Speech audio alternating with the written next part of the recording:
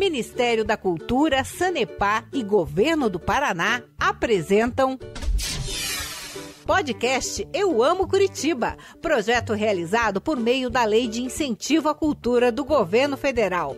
Produção artística Pluriarte Produções. Realização Grupo Banda B de Comunicação. Eu amo andar de busão, descer lá no tubo do estação. Eu amo ir andar no Barigui, às vezes tomar sol e me divertir. Eu amo os meus piá, minhas guria, e esse clima louco todo dia. Eu amo o nosso palavreado, vina, leite quente, penal e apurado. Eu amo Curitiba, eu amo Curitiba, eu amo Curitiba, eu amo Curitiba.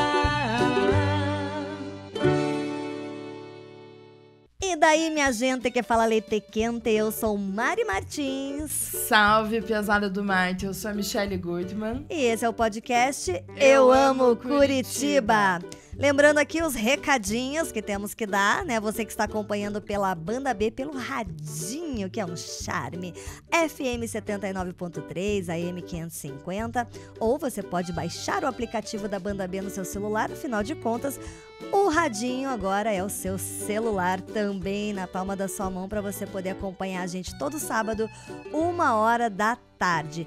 E você que está só ouvindo pelo rádio já sabe também que estamos no YouTube, youtube.com/bandaboficial, tem a playlist do podcast para você acompanhar todos os episódios, e também para você que quer saber mais detalhes, temos matérias sobre todos os episódios no portal bandab.com.br, na aba Eu Amo Curitiba, tem ali a editoria do podcast, onde você acompanha todas as matérias de todos os episódios, com detalhes, com links, enfim, o que você ficou ali de anotar, não deu tempo, não se preocupe, é só acessar o portal, né, Mi? Sim, e lembrando também que estamos nos tocadores, de todos os tocadores de streaming, então se você quer ouvir por lá, também estamos no seu favorito, é só procurar Eu Amo Curitiba, que estamos lá para você nos ouvir. E se você nos ouve, nos vê pelo YouTube ou nos streamings, não esquece de dar like, curtir, comentar, compartilhar,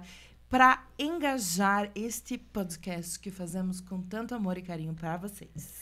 Com certeza. Bom, e o episódio de hoje é para quem gosta de um assunto assim mais sobrenatural, fantasmagórico, né? Assim, vamos falar desse outro mundo que é tão misterioso, né? O mundo dos mortos, que morrer faz parte da vida, mas a gente às vezes separa isso, né?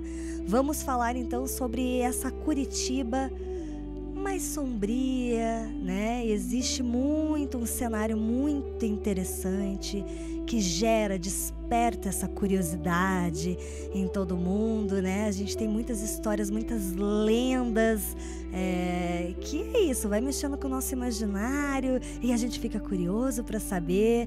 E esse episódio está muito interessante e a gente faz um link, né, com o dia 31 de outubro, que se aproxima, que é comemorado, né? Tem uma comemoração tradicional americana, que é o Halloween, mas que também essa data, até o dia 2 de novembro, que é o dia de finados, existem comemorações, festividades em todo o mundo. E é sobre isso que vamos falar também, fazer esse link com a nossa cidade, né, Mi? Sim, vamos entender esse período que vai do dia 31, que você mencionou, até o dia 2, que é dia 31, Halloween, e dia do Saci também, existe essa polêmica de dia das lendas. Bruxas, dia do Saci.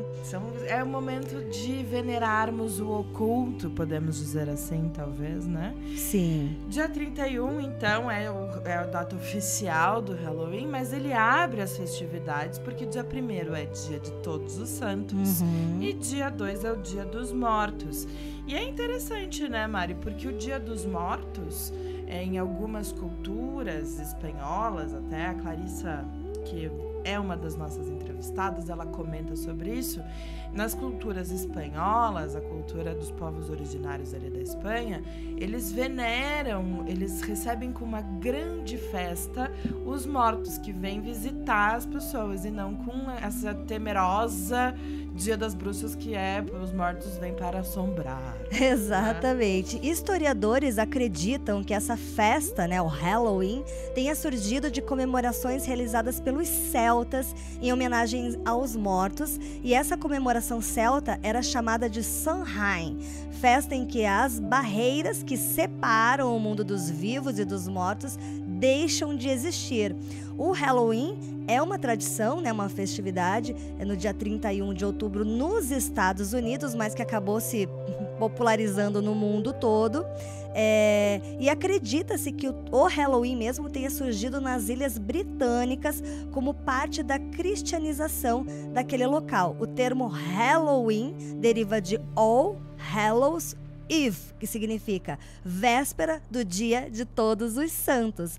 A celebração chegou aos Estados Unidos no século XIX e se popularizou no começo do século XX.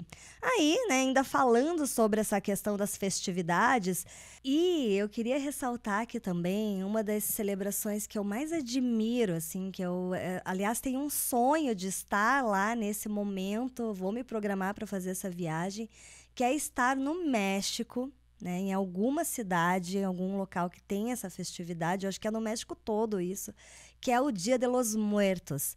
Porque lá eles acreditam que realmente os entes queridos, as pessoas que se foram para o outro plano, enfim, depende da crença de cada um, que é o grande mistério da vida, eles retornam. Então é uma grande festa, né, em que eles montam altares, né, são instalações artísticas lindíssimas, né, aquelas pinturas, né, as maquiagens, as caveiras, né, mexicanas.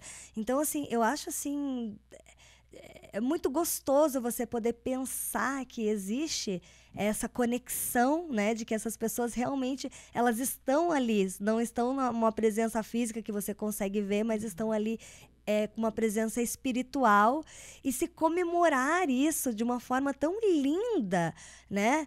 Assim, fazendo uma comparação que não tem nada a ver, mas vamos dizer assim, é como se fosse um carnaval, né? De tipo, da dedicação que eles têm com todos os figurinos, as vestimentas, todo mundo se dedica a isso. E as cidades ficam enfeitadas, né? É uma festa, eu acho incrível. Um dia ainda vou pro México no Dia de los Muertos, Michele. É interessante você falar isso, né? Essa tradição do Dia dos Mortos, ela foi tombada em 2003 pela Unesco e virou patrimônio cultural e material da humanidade, assim. É muito bonito, de fato. E é interessante a gente olhar a tradição da celebração da morte, né? Na verdade, não da morte, dos dias que os mortos vêm nos visitar, o cuidado que as crianças já têm com esse túmulo, porque as crianças lá, elas se preparam. Sim. Durante o ano, elas vão cuidar desses lugares, porque é o túmulo delas também. Então, ela tá preparando a morada delas. Tem um filme incrível, uma animação da Disney chamado Viva, que traz aí um panorama legal dessa cultura. E é interessante, você falou, né, como eles se manifestam ali. É a tradição nativa, indígena, das culturas nativas da Mesoamérica, né, que segundo alguns historiadores, como você falou, né, difundir crenças e dar origem a um feriado que continua a evoluir ao longo do tempo. E é interessante pensar que a nossa cultura é mais solene, o Dia dos Mortos, porque fomos colonizados pelos portugueses e para eles é o fado, né? A gente sofre mais com a morte e não nesse lugar de que legal que os meus entes estão descendo aqui me visitar. Sim, sim, é muito, muito interessante isso e gera também um conforto, né? E pensar assim que as culturas dos nossos antepassados, ancestrais, os indígenas, né? A sabedoria era diferente, né? Eles lidavam com a morte de um jeito diferente. Eu acho que ao longo do tempo a gente foi separando isso, sabe? Mas, na verdade, a morte faz parte da vida mesmo, né? A única certeza que a gente tem. E é um assunto que, se a gente olha com um olhar mais poético, né, de beleza, né, desse momento de passagem, de respeito, isso fica mais, né, leve, assim, perde aquela coisa, aquele medo de morrer, nossa, né? O medo de deixar de existir, né? Exato, né? Exato. Então, assim, muito interessante. E também, assim, fazendo um link com tudo isso que a gente falou, né, Mi? Você esteve com uma pessoa que tem um conhecimento relacionado à morte, né? Um estudo, né? Ela é uma professora quando fala a respeito disso, que é a Clarissa Grassi, né? Ela é diretora do Departamento de Serviços Especiais da Secretaria Municipal do Meio Ambiente. E foi uma experiência muito legal, né? Me estar com ela e conhecer muito desse universo ali do cemitério municipal e de tudo que permeia esse assunto. Ela tem um lugar de tratamento da morte, de naturalidade de falar, e um olhar sobre o cemitério num lado delicado e artístico que é encantador. Ela tem um olhar sobre as obras de arte que tem nos túmulos, e isso é incrível. Então, eu não vou ficar aqui falando muito, acho que a gente já pode chamar o VT para o pessoal de casa acompanhar. E se você puder, acompanhe pelo YouTube, porque está valendo a pena as imagens que a gente fez ali. Vamos lá, então. Então, aqui a gente está na entrada do cemitério, né? Esse aqui é o equipamento público mais antigo de Curitiba. Nesse ano de 2024, ele completa 170 anos de sua fundação. E eu queria começar mostrando para vocês a nossa moradora mais famosa, que é a Maria Bueno. Vamos lá? Originalmente, a Maria Bueno não foi sepultada nessa área aqui do cemitério. Ela foi enterrada como indigente, porque ela não tinha família aqui em Curitiba e ninguém requisitou o corpo dela, né? Então, ela foi enterrada naquilo que antigamente se dizia a pedido da polícia. E a altura do sepultamento original dela era pertinho da entrada da Praça do Gaúcho. Mas os devotos se reuniram e entre a década de 40 e 60, eles construíram esse túmulo em homenagem a Maria Bueno e transladaram os restos mortais dela de lá para cá, né? Uma curiosidade é que, ao contrário do que muita gente pensa, a Maria Bueno está longe de ser essa moça clarinha, que às vezes até parece de olhos azuis nas esculturas, né? Porque a Maria Bueno era uma mulher parda, portanto, ela era negra. E isso é uma coisa muito legal da gente trabalhar. Aí, ó, Bem TV concordou. É muito legal da gente trabalhar, né? Que é preciso que ela seja devidamente escurecida para que a população negra arrogue a sua presença desde sempre aqui na cidade de Curitiba. Na verdade, assim, o indigente é aquele morto que a gente até sabe quem é. Só que a gente é um morto que não é reclamado. O indigente é diferente do desconhecido. O desconhecido, sim, esse a gente não sabe quem é, né? Mas o indigente é aquele que, apesar de identificado, ninguém requereu o seu corpo para ser sepultado, né? Então foi isso que aconteceu com a Maria Bueno. E aqui no túmulo dela a gente pode ver todos esses ex-votos, que são essas plaquinhas de agradecimento pelas graças alcançadas. Muita gente acha que só a nata de Curitiba está aqui no São Francisco, mas na verdade o que acontece? Como ele é o cemitério mais antigo, é um pouco uma consequência natural que as famílias que estão há mais tempo na cidade têm um túmulo aqui, e daí acabam sendo as mais tradicionais, não pela questão monetária, mas sim pela permanência delas, né? E é claro que a gente vai lembrar daqueles sobrenomes que são mais conhecidos, né?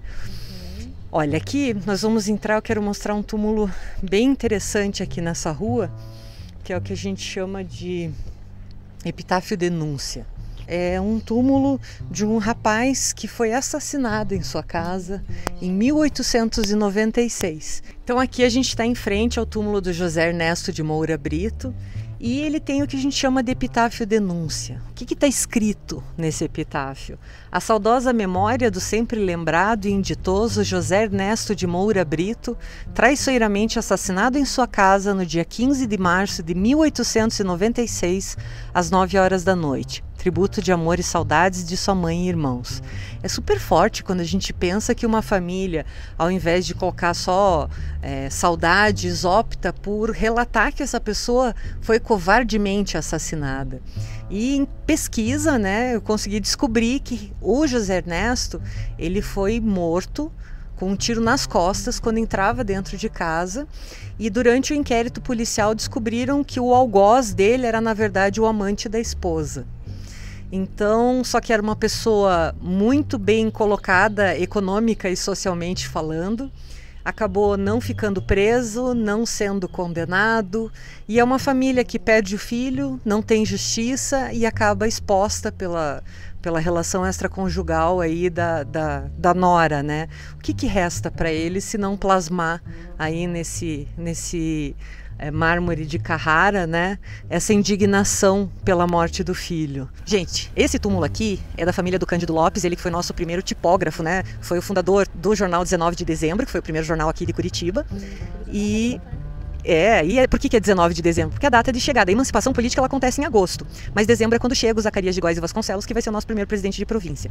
E uma curiosidade, o Cândido Lopes em si, ele não está, digamos assim que ele teve um upgrade no sepultamento dele, e ele foi transladado lá para o Batel, para a parte mais chique do cemitério. Mas quem está aqui é o Oswald Lopes, que é descendente do Cândido Lopes, foi professor da Escola de Música e Belas Artes, foi um dos participantes do movimento paranista. E o que é mais curioso é que ele está sepultado aqui num caixão que ele mesmo produziu, e que tem o formato de um pinhão. Porque como paranista, ele queria fazer o seu próprio caixão, fez no formato do pinhão e parece que tiveram que cortar um dobrado para conseguir colocar o pinhão certinho aqui. Outra curiosidade é que enquanto ele não chegava a hora dele usar esse caixão, ele fazia de prateleira. Então ele usava para guardar os itens pessoais dele dentro do caixão. Esse aqui é o túmulo do ferreiro Berti, né? Então vejam que legal. A gente tem o cepo, né, com a bigorna. A bigorna está quebrada no meio por um martelo. A bigorna seria uma simbologia referente à vida, então é a vida interrompida, né? E nesse cepo, a gente está vendo encostado todas as ferramentas do ferreiro. A engrenagem, o martelo, alicate e tudo mais. Aqui não dá pra gente ver, mas numa mão ele tem um projeto e na outra mão um metro. Ou seja, ele estava pronto para trabalhar, mas a morte vem e interrompe a vida dele. Um pouquinho mais à frente a gente vai chegar no Batel, tá? Que é a parte monumental do cemitério, que vai ser ocupada no início do século XX e que vai trazer uma visão de morte diferente, onde o poder e a necessidade da família de eternizar seus entes vai vir através da construção desses túmulos gigantescos, com grande volumetria. Nós temos terrenos de até 107 metros quadrados aqui no cemitério. E esse aqui é o da família do Manuel de Macedo. A gente vê a tocha invertida, que é o símbolo do luto. Lá em cima a letra alfa e ômega, eu sou o início e o fim. E também vemos os ossos cruzados, que são as tíbias, né, formando o XP, que é a abreviatura para o nome de Cristo. E quando a gente anda aqui, passando aqui o mausoléu, a gente consegue olhar à direita, vai entender por que aqui é o Batel. Porque é basicamente a área do cemitério que vai congregar aí o maior número de mausoléus e esses terrenos de grandes proporções em relação ao restante do cemitério. Então aqui estão todos esses mausoléus. Então é uma paisagem que muda muito em relação àquilo que a gente estava vendo até então, né? A gente tem construções aqui de até 80 metros quadrados de área construída. Então é realmente muito grande. O mausoléu ele tem muito essa coisa de funcionar como uma continuidade da casa, mas também como uma continuidade da própria igreja. Então tem horas que eles se parecem muito com casas, mas em sua grande maioria eles vão ter uma cara assim mais de igreja, né? E aqui é o túmulo do Erasto Gettner, que a gente tinha visto anteriormente, isso antes, infelizmente, de furtarem as peças de bronze que ele tinha, que foi lá já faz mais de 10 anos, né? Nós fizemos algumas intervenções aqui, então se vocês olharem vão ver que tem a concertina telada, ela faz todo o perímetro do entorno do cemitério. Nós fechamos esses vãos de cima dos portões também e colocamos a mandíbula. Então ali, está vendo que já tentaram pular ali, né? Só que o que acontece? Hoje a gente também faz parte da muralha digital. A pessoa que pular o muro aciona imediatamente a muralha e a guarda já vem. Então, com essas medidas, a gente conseguiu salvaguardar muita coisa, mas infelizmente, eu posso dizer que ao longo desses 22 anos, muita coisa já deixou de existir. O que é importante a gente entender é que não é uma coisa que se substitua, porque não existe mais mão de obra, não existem mais os artistas que faziam. Então, muitas vezes, por exemplo, eu já vi casos de família teve um friso furtado, tentou mandar fazer de novo e não achou quem executasse aquele tipo de trabalho. Por isso que a gente tem que valorizar, porque não é uma coisa que se reponha. E aqui a gente tem um jazigo monumento do André de Barros. Esse aqui é bem curioso, porque essa caridade que vocês estão vendo aí atrás, que é essa mulher com as duas crianças, é a primeira peça paranista do João Turim, que usa como fundo para essa peça as folhas e frutos de erva mate. Por isso que é a primeira peça paranista dele. E esse túmulo todo tem como a temática caridade, porque o André de Barros, que foi farmacêutico e interventor na Santa Casa, doou grande parte da sua fortuna para a Santa Casa, que construiu uma ala inteira do Hospital Nossa Senhora da Luz com esse dinheiro. Daí essa inscrição, Pauper nomen tuum benedicunti, os miseráveis bendizem seu nome. E o André de Barros abre alas para a nossa Avenida Batel aqui do cemitério, que é esse conjunto de um mausoléu ao lado do outro. Parece que a gente está passeando na Avenida Batel. Até porque, se a gente for pensar, o bairro Batel era o bairro dos ervateiros. Eles tinham suas mansões e do lado tinham seus engenhos de erva mate. Aqui não tem engenho, mas tem as últimas moradas deles, né? Por exemplo, o barão mora aqui no centro histórico do cemitério. Onde que ele mora em Curitiba? No centro histórico. Como que era o estilo da casa dele, como é o estilo do túmulo dele? Sim, fiz. Aqui, basicamente, no Batel, quem mora ou é ervateiro ou é político. Às vezes é os dois, né? Então a gente tem aqui a família Loureiro, depois a gente tem a família Souza Franco, que é uma família de ervateiros de Campo Largo. Aquela pescadinha. Isso, aquele lá tem 80 metros quadrados de área construída. E o mais legal disso tudo é que a gente não pensa, mas o cemitério não é feito para o morto, ele é feito para o vivo. Para que a gente conheça as histórias, para que a gente perceba o poder dessas famílias. Aqui a gente tem o túmulo do Francisco Beltrão e tem uma curiosidade legal. A gente vê essa pedra negra, que é o diabásio, e é exatamente a mesma pedra que a gente tem aqui na calçada. Só que a que está ali foi polida, né? Aqui, esse mausoléu aqui antigamente era o túmulo da 13. A 13 se mudou lá para a periferia do cemitério e fez uma permuta com a família que veio para cá. E aqui do lado antigamente ficava o túmulo da Sociedade dos Empregados nas Indústrias da Erva Mate, que acabou sendo revertido e veio para essa família. Então, esse aqui, quem projetou foi o Achilles Stengel, que era um italiano. Inclusive ele construiu quilômetros e quilômetros de estrada de ferro aqui no Paraná. E ele que bolou essa fachada com a araucária como tema, por isso que a gente chama de mausoléu paranista. Então aqui a gente vai chegando no finalzinho do Batel e é possível ver como muda drasticamente o traço desses terrenos, né, que antes em grandes proporções, agora retornam para aquele padrão de lote de 2,5 de largura, né, por 2,5 de profundidade. E quanto mais alto aqui, mais racional, mais sem elementos religiosos, sem imagens, né, e daqui para cima o que vai predominar são os túmulos verticalizados, né, que é aquela coisa realmente da verticalização da cidade, né? Dos edifícios, eu brinco que são os arranha-além, né? Que são aqueles edifícios que sobrepõem as casas, aqui sobrepõem os túmulos, né? Eu adorei essa analogia que ela faz, né? Em relação aos bairros, né? E por conta disso também, né? O cemitério, ele virou um lugar onde as pessoas... Claro, tem gente que ostenta, né? Então, famílias clássicas, famílias de muito poder aquisitivo, assim, faziam grandes monumentos em homenagem aos seus entes que partiram. É assim como tem jazigos mais modestos, mais singelos, existem aqueles mais pesados, né? E ela foi separando essa por bairros ali, eu achei isso muito interessante. Mas também, né, Mi, eu sei que ela te contou algumas histórias, porque essa coisa das lendas e de quem tá ali dentro. Se você tá todo dia ali, né, o caso dos coveiros, né, de quem trabalha, né, mesmo ali nos cemitérios, com certeza existem muitas histórias e ela tem uma história também, né, Mi? Tem, mas essa história sobrenatural, a gente vai falar um pouco mais pra frente, mas ela me contou 2 histórias que são de pessoas que estiveram vivas em Curitiba. Uma delas, Maria Bueno, Nossa Santa. É o túmulo mais visitado, vocês viram ali. É impressionante, Maria, a energia que a gente vê, né? Porque foi feito um túmulo depois, porque ela foi enterrada como indigente, né? E aí solicitaram a remoção dos restos mortais que fala? Né? Eu não sei. Solicitaram a troca ali. Uhum. E aí ela foi para um lugar de destaque, com uma capela, com a imagem dela. A Clarissa até, muito sabiamente, comentou conosco que a imagem que tem da santa ali não é o retrato real da Maria Bueno. Maria Bueno era uma mulher preta. E ela está retratada como uma mulher branca. Até na sala da Clarissa, o Fúvio, que é da Gibiteca, fez uma imagem da Maria Bueno como ela era. Ela degolada, porque ela foi degolada, e ela era uma mulher preta. Então, ele fez ela uma mulher preta também, a imagem real dela, né? Mas no cemitério ela está ali e todo mundo tem, assim, muitas placas de agradecimento pelos milagres que Maria Bueno operou na vida dessas pessoas. É bem bonito. E a Clarissa mostrou pra gente ali também como vai mudando essas manifestações ao longo do tempo. Então, começa com placas de mármore, daí tem as de cimento, as de bronze, as mais modernas, que são essas de metal mesmo, de hoje em dia. E aí, beleza, vimos a Maria Bueno e depois a gente viu o epitáfio Denúncia, que também tem a história ali, que é essa manifestação, como você falou. Tem gente que vai fazendo monumentos imensos ali e tem quem vai lá se manifestar denunciando o porquê morreu. Então, ali é uma grande eternização. A Clarice usa a palavra plasmar a nossa existência nessa terra. Muito, muito interessante. Então, e eu fiquei curiosa também para assistir, né, ouvir esse VT a respeito das lendas e histórias que permeiam ali o cemitério municipal. Vamos lá? A gente tá chegando no Cruzeiro das Almas. Olha que maravilha. É o topo da cidade. E daí aqui a gente vê a cidade de quem já foi e de quem ainda está. Bela vista, hein?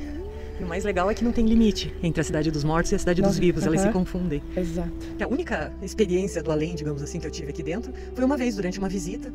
Eu estava mostrando o túmulo do Antônio Ricardo dos Santos e uma mulher me pediu licença, né? Você me dá licença? Aí eu falei, claro, né? Dei um passo à frente e continuei falando, né? Explicando o pessoal o túmulo. Daí pensei, poxa, Clarissa, que mal educada, a mulher te pediu licença, você nem olhou pra ela. Aí me virei, olhei, não achei a mulher. Aí perguntei pro pessoal que estava fazendo a visita comigo, cadê a mulher? Deles, que mulher? Eu falei, essa que veio agora me pedir licença. Eles disseram, não veio mulher nenhuma, né? Daí todo mundo começou, assombração e tal. Eu falei, não, vamos continuar. Na América do Sul, né? Aqui no Brasil, em função da nossa colonização portuguesa e tal, essa pegada do dia de finados, ela tem muito a ver com você não se esquecer de rezar pelos mortos.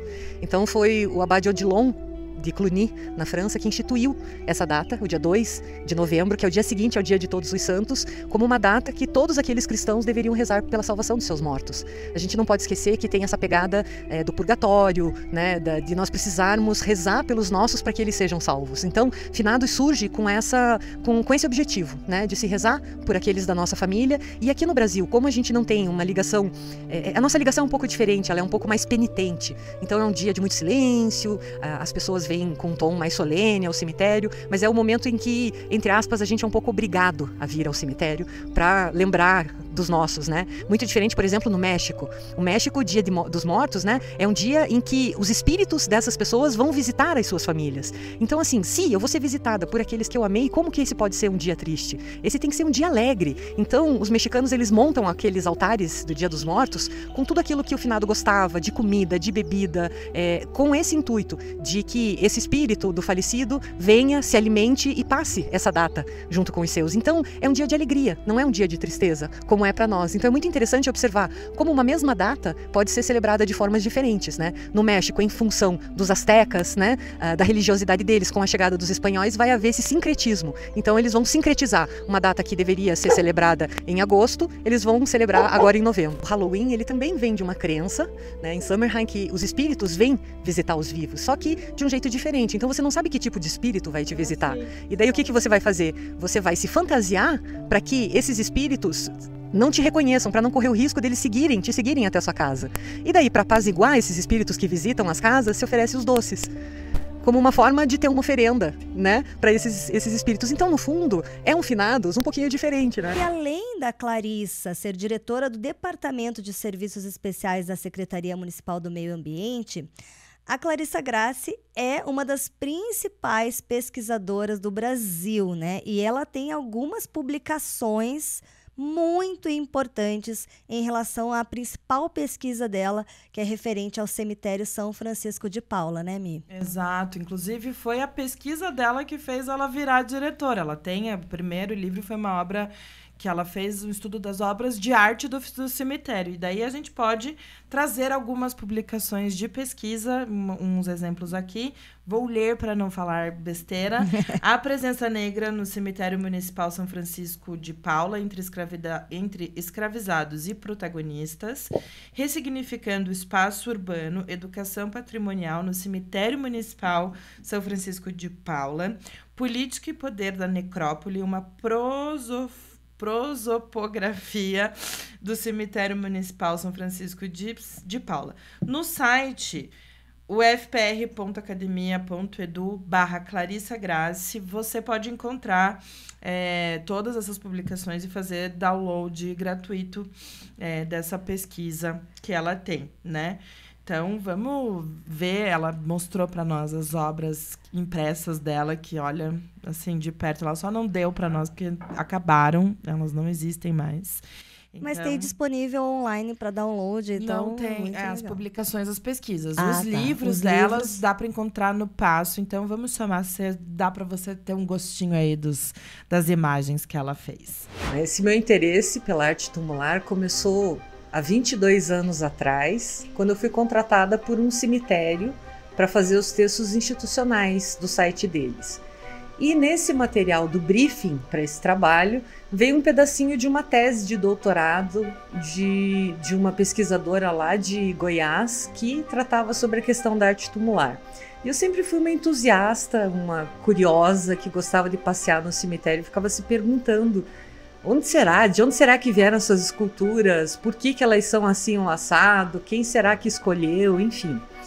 E quando eu vi que tinha todo um segmento de pesquisa dedicado a isso, eu fiquei enlouquecida, né? Na época, eu juntei 5 rolos de filme que eu tinha e vim aqui para o cemitério e fotografei várias esculturas, túmulos e tal. E ainda eram fotos impressas, né? E sempre que eu ia mostrar essas fotos de muitos detalhes de escultura, as pessoas, quando viam, já falavam: nossa, que escultura bonita, em que praça que fica? Eu falava: não fica numa praça, fica no cemitério. Ah, não, que horror, como assim no cemitério? O que você foi fazer lá? Que mórbido, que lúgubre, enfim. Eu via que aquele brilho, aquela admiração inicial pela estética da escultura ia embora assim que a pessoa sabia que estava num cemitério. E eu entendi que as pessoas tinham um tabu muito grande com relação a esse tema e que isso incapacitava essas pessoas de realmente admirar a estética daquelas esculturas. E daí a veia de relações públicas acho que falou um pouco mais alto. Eu comecei a pesquisar e descobri que o cemitério estava prestes a fazer 150 anos de história. E daí veio assim uma ideia de tentar fazer um trabalho que eu pudesse mostrar essas esculturas descontextualizadas dos túmulos, para que não houvesse aquele olhar já repleto de tabu. E eu fiz um projeto através do mecenato e escolhi 54 esculturas que eu fotografei em detalhes, né? E fui atrás das famílias para tentar entender a história desses túmulos, o que tinha motivado a escolha e trabalhar assim toda essa simbologia, né? E assim, eu lancei o primeiro livro em 2006 que se chama Um Olhar à Arte no Silêncio, né? Que é essa primeira tentativa de cativar o olhar das pessoas. E virou um vício, assim, né? No mesmo ano eu entrei para a Associação Brasileira de Estudos Cemiteriais, conheci outros pesquisadores e vi que eu não era a única alienígena que gostava de cemitério. Então eu comecei a pesquisar de forma paralela, como um hobby mesmo, né? E o que aconteceu foi que aquele encontro inicial das esculturas acabou me fazendo encontrar com os ocupantes dos túmulos, com a história da cidade. Eu fui aprendendo a história de Curitiba através do cemitério. O que eu decidi? Que eu iria para o meio acadêmico, que eu tentaria um mestrado, um doutorado, para subsidiar tempo, né, para que eu pudesse fazer as pesquisas e ter um ganha-pão, né?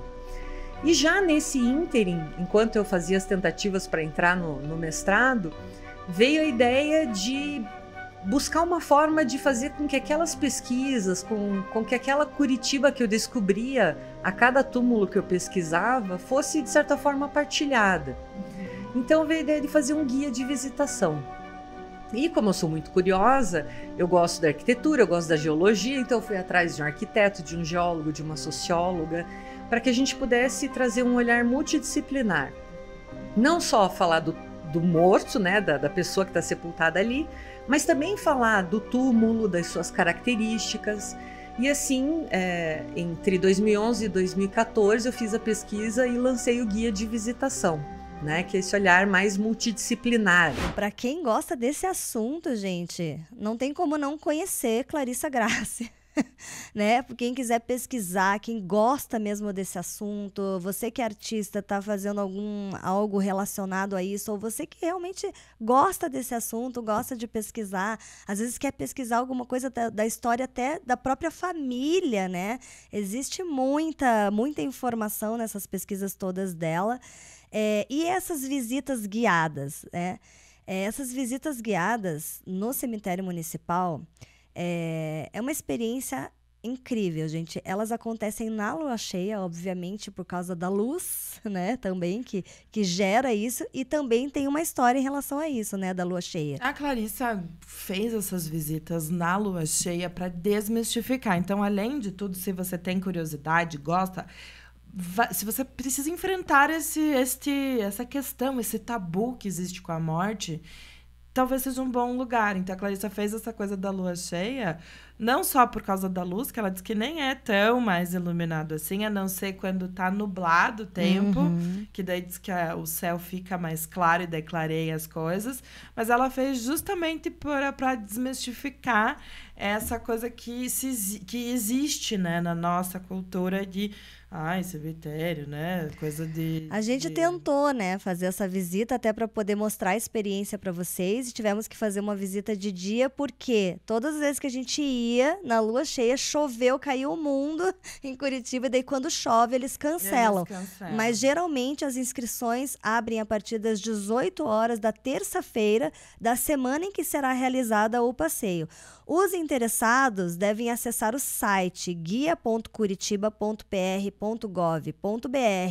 fazer o login, né, por meio do cadastro único do município, e ali você consegue ingressar nesse guia de Curitiba, que não tem só inscrição para esse passeio noturno no cemitério, mas também outros passeios, né? Tem a página ali de eventos para você conseguir ver quais são as oportunidades de passeios em Curitiba.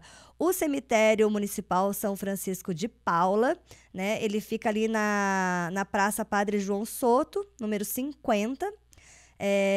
E você também que quiser telefonar, saber mais informações, tem pessoas para atender, é o 3313, o telefone, 5781, 3313 5781. Você que está assistindo pelo YouTube já vai ver aí no GC também o telefone e o site guia.curitiba.pr.gov.br. Vale a pena, né, Mi? Vale. A gente ainda vai conseguir fazer essa visita. Guria, mas você sabe que gostei dessa exclusiva no Crepúsculo? Foi legal também. Tava um dia bem bonito, foi na hora mágica. E assim, tem toda uma magia dessa visita noturna, né? Sim. Mas você poder ver de dia também os detalhes, principalmente nessa questão das obras de arte que tem no cemitério, é legal, né? O mais interessante de todas essas histórias é a coisa, como a Clarissa fala, plasmando a história, né? Que tanto ela é perpetuada. E aí faz até um link com o Dia dos Mortos, que a gente até naquele filme Viva a gente tá vivo em outro plano que seja enquanto é lembrado por alguém, né? Esse episódio vai ficando por aqui, então. Foi gostoso gravar ele, gostei. Muito legal. E lembrando que sábado que vem estaremos aqui de novo, 1h com você, sempre com um assunto muito interessante sobre a nossa querida Curitiba, que amamos tanto. É isso, então o nosso Tchim-tchim clássico, tchim-tchim, e um beijo no seu corapinhão. Tchau. Tchau. Coisas de Curitibano. Esse lugar aqui é o que eu mais amo em Curitiba, é a minha segunda casa, são os meus mortinhos, então é isso que eu mais amo na cidade. Ministério da Cultura, Sanepar e Governo do Paraná apresentaram podcast Eu Amo Curitiba, projeto realizado por meio da Lei de Incentivo à Cultura do Governo Federal. Produção artística Pluriarte Produções. Realização Grupo Banda B de Comunicação.